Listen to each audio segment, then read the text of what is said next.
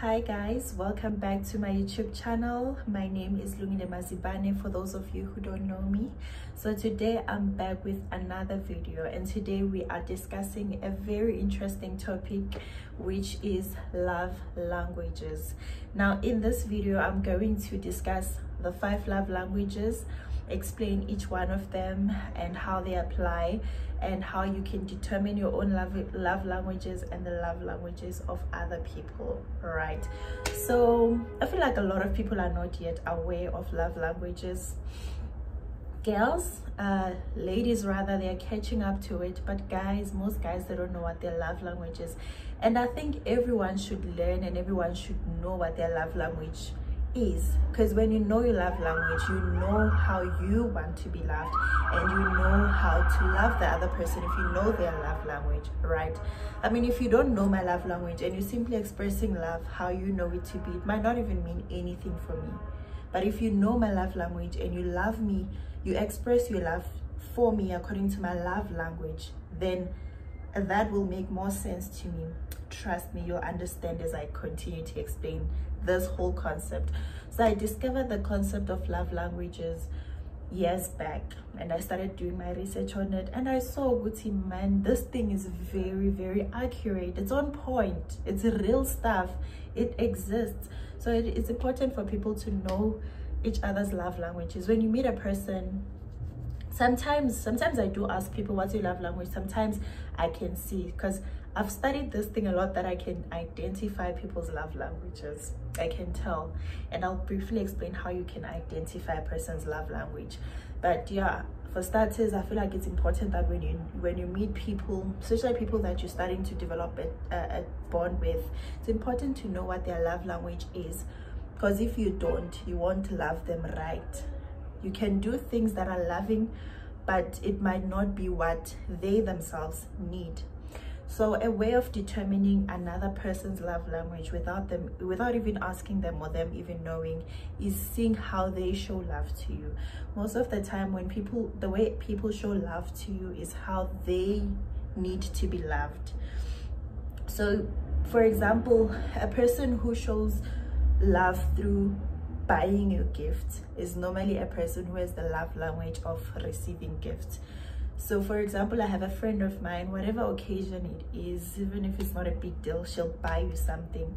And I realized that, oh, it means that's her love language. It means if it's her birthday or it's something, if I want to show her love, that's what I must do. I must buy her a gift. Or whereas that's not my love language at all. But now I've learned that when it comes to her, if I want to show her love, I need to buy her a gift, because that's her love language. So one way of determining someone's love language is by seeing what they do for you, because people mostly do for you what they need themselves. I don't know if it's psychological or what, but that's just how it is. So let's just get right onto it.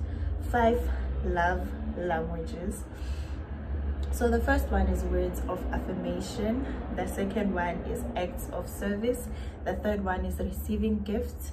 The fourth one is quality time. And the last one is physical touch. So I'll explain the first one first. Words of affirmation. So this is the kind of a person who wants you to tell them exactly how you feel about them. This person, you need to constantly reassure them.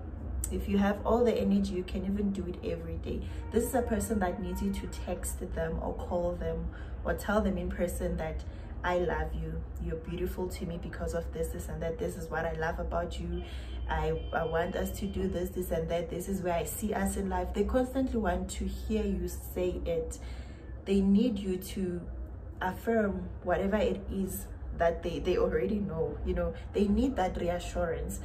So putting it in a work context, this would be the employee that wants the boss to constantly say, great job, I like what you did today when you presented that presentation, you know, what you did today was awesome, keep it up, great work. And that makes them feel good, that makes them feel like yes.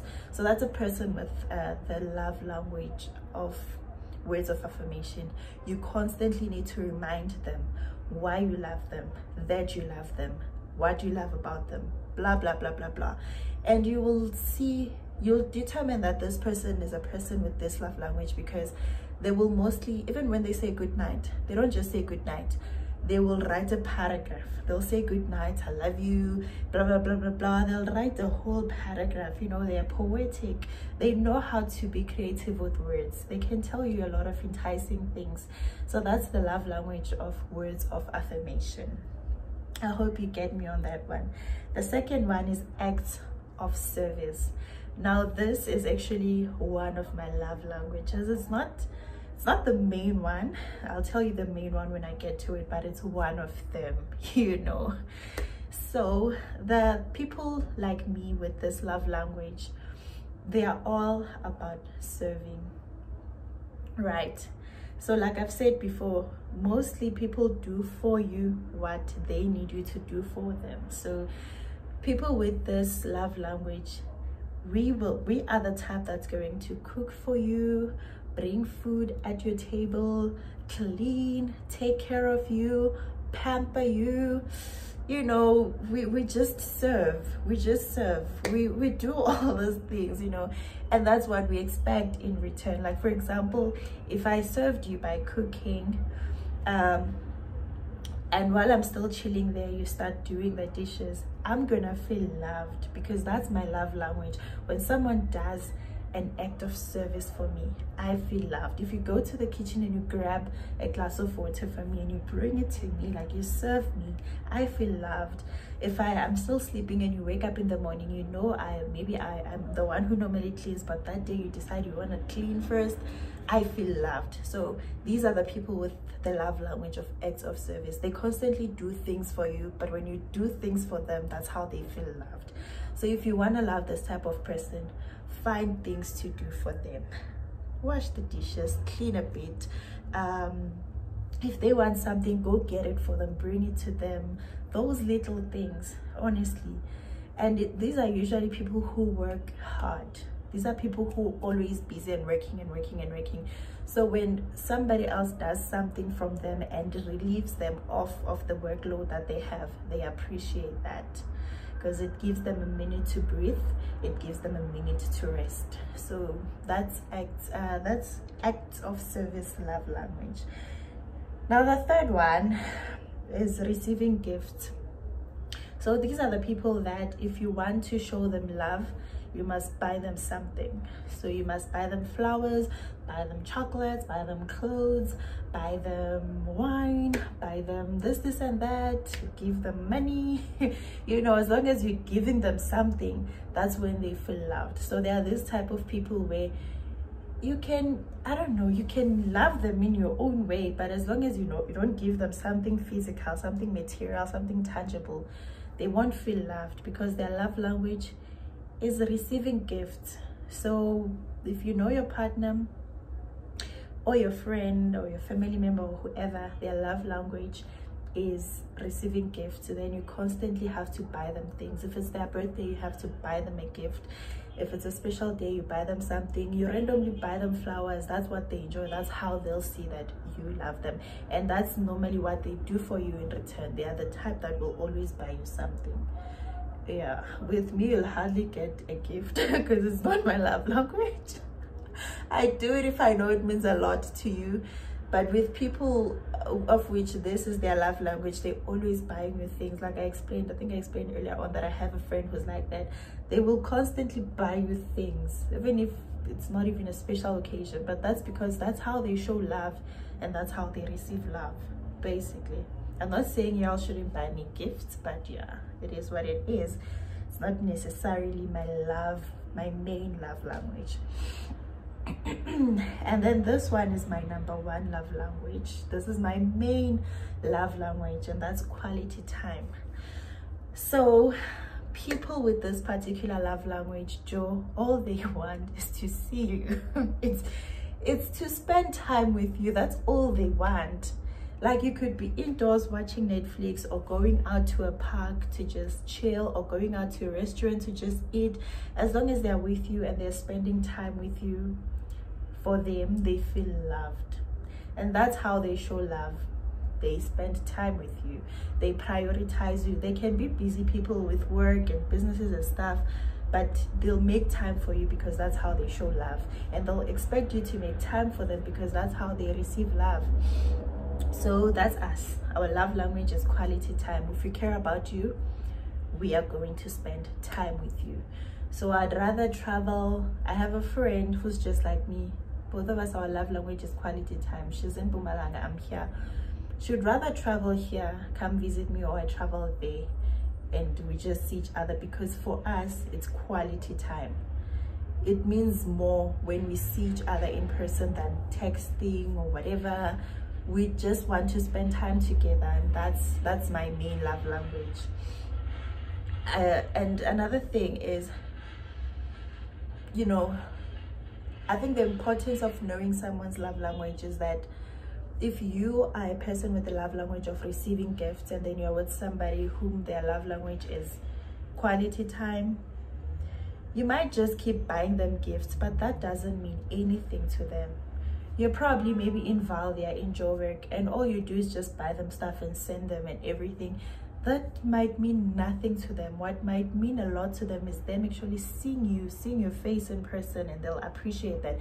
But a person whose love language is just receiving gifts, you could be in Mpumalanga or wherever, and all you do is just send money and send stuff, and they'll be happy even if they don't see you. So it's important to know what is someone's love language so you can love them correctly. And this is not just about relationships, friendships, family.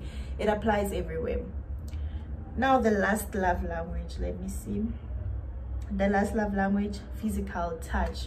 This is my other love language, right? Not sure if it's the second or the third, but it's my other love language. So people with the love language of physical touch, I think this one goes hand in hand with the quality time. Honestly, I feel like most people with the love language of quality time, they also have the love language of physical touch.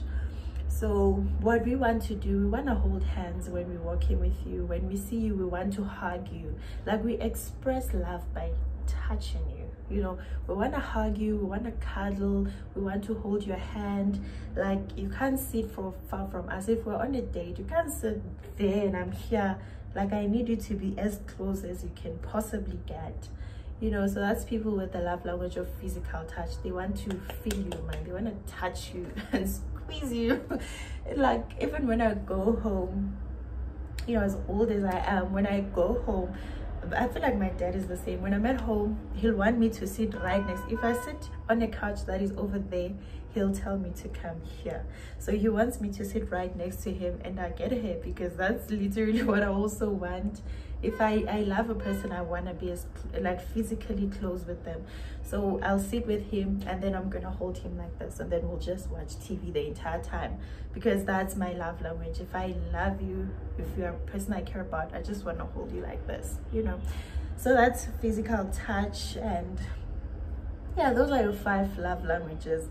It's nothing much. So if you want to discover your love language, you can go on Google and type, if from what I've said you haven't figured out, because literally you can figure out from what I've said what seems more important to you. But if you haven't figured out, you can go to Google and type love language online quiz, and then you click on a link that says discover your love language, and then click get started. I've done this before. It will ask you questions, different questions. It will give you different scenario questions, and based on the things that you choose, it will then discover what's more important to you. So for example, it will ask you, if it's your birthday, do you expect your friend to buy you a gift, or would you rather have your friend go on a vacation with you and spend time with you, right? So if you choose, I'd rather have my friend buy me a gift, then it shows that your love language is receiving gifts. But if you say, like me, I'd rather have my friend take me out and we go spend time together, then now you know your love language is quality time. So it's basically what it does. But they ask you a lot of questions.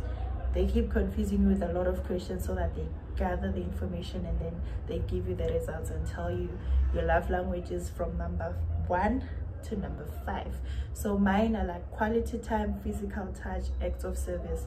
Although I think I mostly do quality time and acts of service, then physical touch number 3. But yeah, those are my main important important ones, and then the other ones, they're just there, right there. Not that I don't do them or don't expect them, but they're not my main ones. So I've already explained how you can discover someone else's love language. You just look at what they constantly do for you, then you'll figure out that's what they need themselves, and you start doing that for them. So yeah, I hope you enjoyed this video. If you already know what your love language is, or you figured it out, comment down below and let me know. Let's have a discussion. So don't forget to like, comment, and subscribe, and also click on the notification bell so that when I upload another video, you will definitely be notified. So I was about to say what my next video will be, but I think I'll keep it a surprise. Bye.